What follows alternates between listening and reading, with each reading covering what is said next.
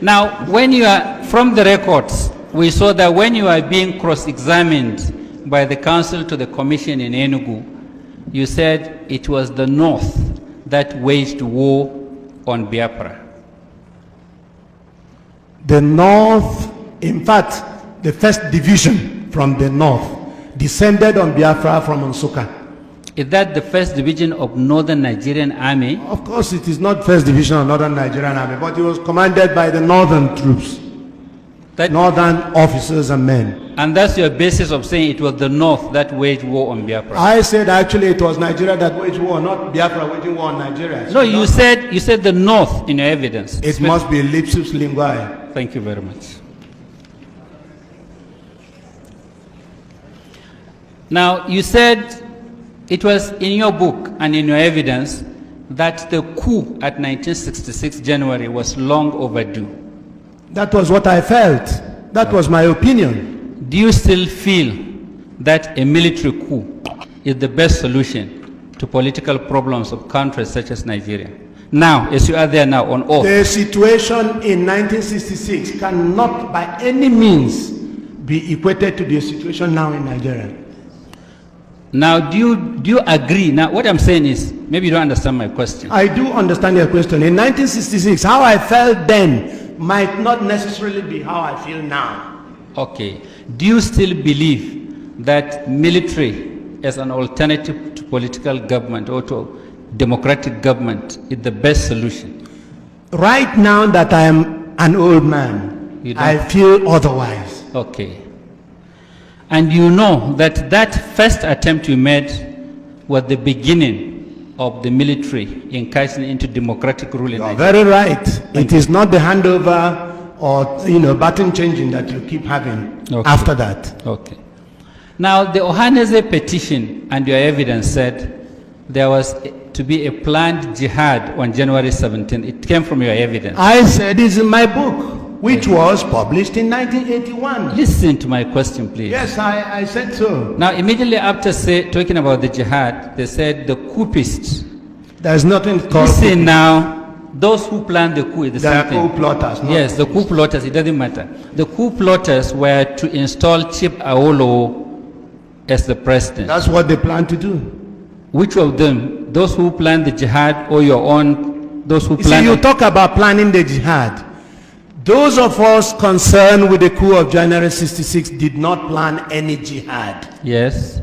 In fact, they carried the coup, they moved fast to preempt jihad. That's what I said. Listen, and it's so well recorded. No, it's no question of well recorded. You see, you planned a coup. Beautiful. The Ohaneze petition alleged that that coup was to prevent a jihad on the 17th. Beautiful. The following sentence in their petition says, those coup plotters wanted to install Chief Awolowo as the president of Nigeria. Something is amiss somewhere. Is it your group that wanted to install Chief Awolowo or the jihadists? That's all I want you to clear to the commission. The book I tendered here is very specific on it. Awolowo was to come and be the head of government. That's your arrangement? Our own, yes. Thank you very much. Yes. Okay. Show him Exhibit 9. Have you see Exhibit 9? Yes, sir. It was written by Ademoyega. Adewale Ademoyega. Was it the same person you put in your exhibit? Do you know? I believe so, my lord. You think so? Yes. Have you read that book? No, I did not read this one. You've never read it. The reason why you put him as Igbo, yes, my lord, is to enable you attribute the entire fault, yes, to Igbo people. Is that correct? No, my lord. It was, why did you put him as Igbo? The name Ademoyega as compiled in this thing was presumed Igbo. Was presumed Igbo. Thank you.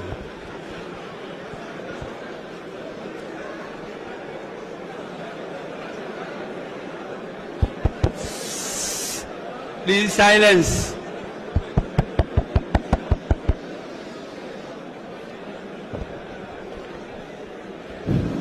Please. Please, silence. Please. Please. Thank you.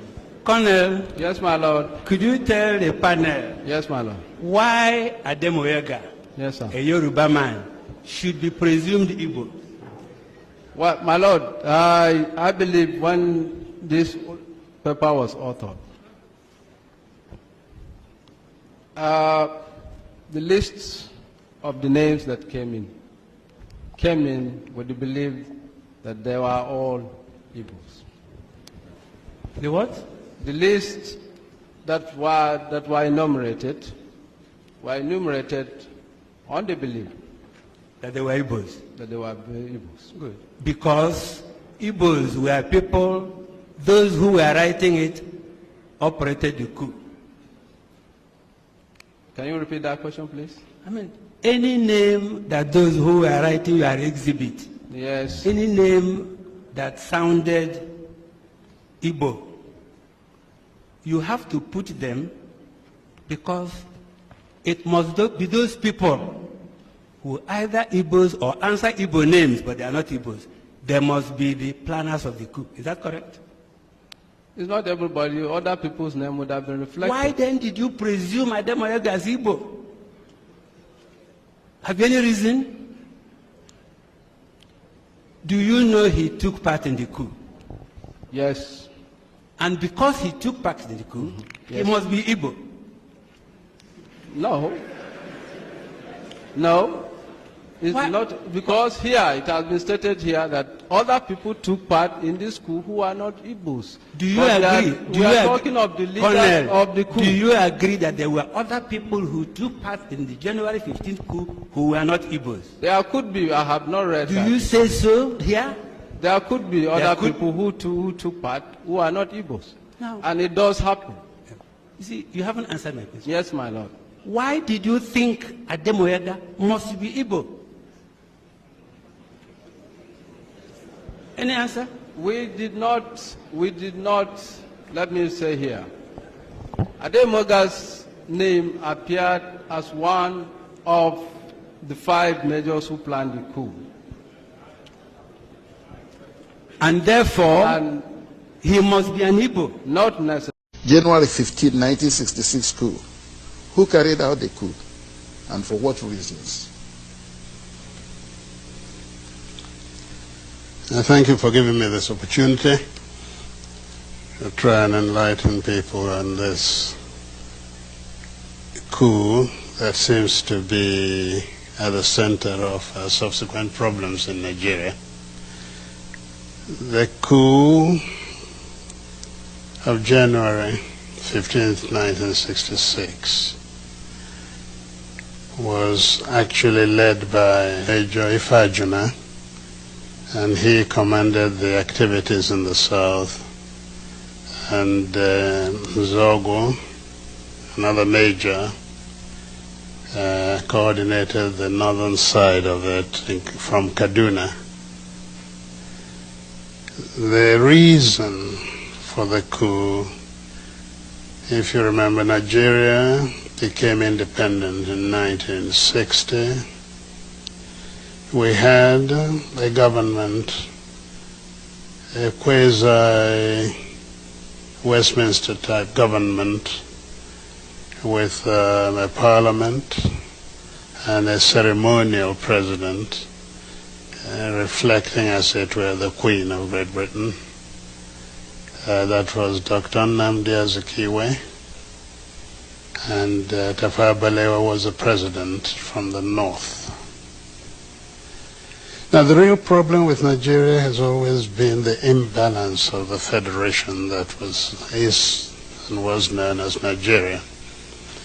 I remember when I was at school, I was taught that the great thing about a federation was that no federating unit should ever be preponderant over the others. As it happened, the Nigerian Federation, when it was created, was given down to Nigerians from London. And that federation contained the imbalance of the North being preponderant, in fact, over the two other sides, the West and the East. And this created, right from the first day, a certain degree of friction. The North could dictate, and the South, whichever part of the South, could just complain if it's not in accord with what the North wished. The first few years of independence were not too bad, but there were a lot of unfulfilled ambitions of the Nigerians, because in those days we thought that once you got independence, you were free and everything worked, and you joined the higher league of nations internationally, discussing what went on. In fact, to Nigerians it looked as though, and indeed they tended to show, that independence in itself was the achievement. Now Nigeria was free, us were a member of the world. Instead of looking upon it as the beginning of our journey to nationhood. And I say this, and I want to underscore it. Nigeria was not, has never been a nation. We had the aspiration, hopes that Nigeria one day would become a nation. And that has been elusive up till today. The reason being that, most unfortunately, the powers in Nigeria were concentrated in the hands of the North, which was preponderant, and wrongly so. At independence, we hoped we would be able, in fact, the three leaders of the country had different notions of independence. There was the actual leader of the struggle for independence, Dr. Nnamdi Azikiwe, who rightly thought that independence now created, as it were, a beginning, but that we were already a nation and we were now finding our positions in his own philosophical, political beliefs in Pan-Africanism. So we just had to move into the broad continental alliance. The North,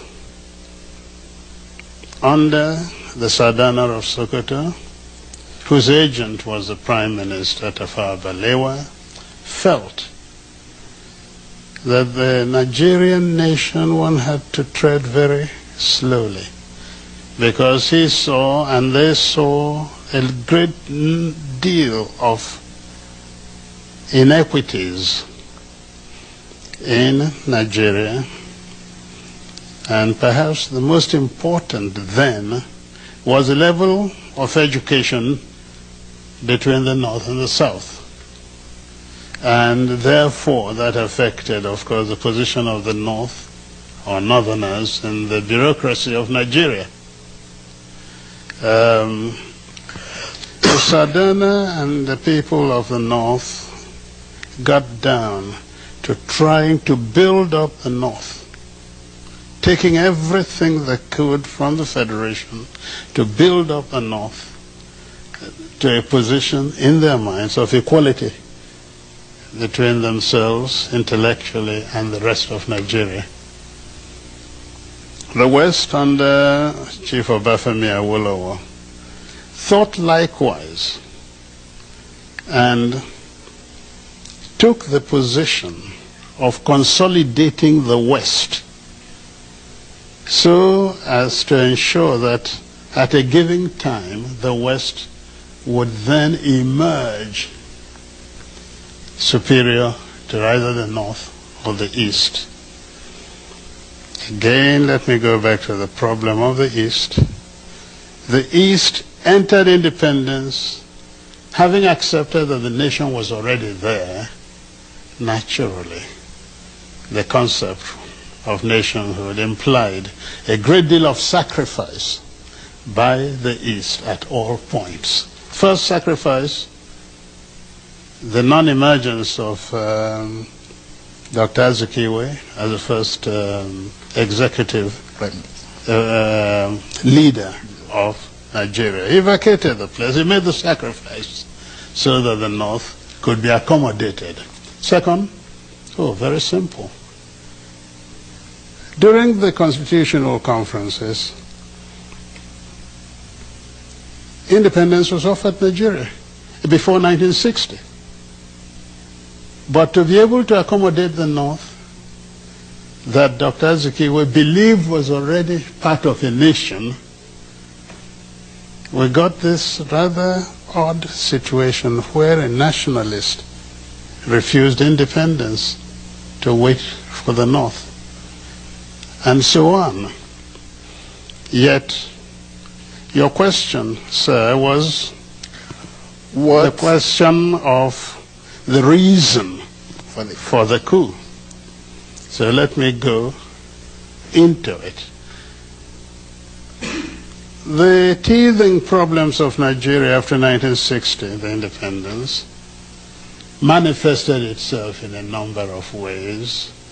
There was a friction over the preponderance of the North. There was certain difficulties about religious beliefs in the country. There was corruption, bad administration, and so on. But the real problem came from the West, which by 1966 was really in turmoil. And the reason was quite a simple one. Where does a leader lead from? In the North, the Sadana led from Kaduna, in the North. His agent was in the South, Prime Minister.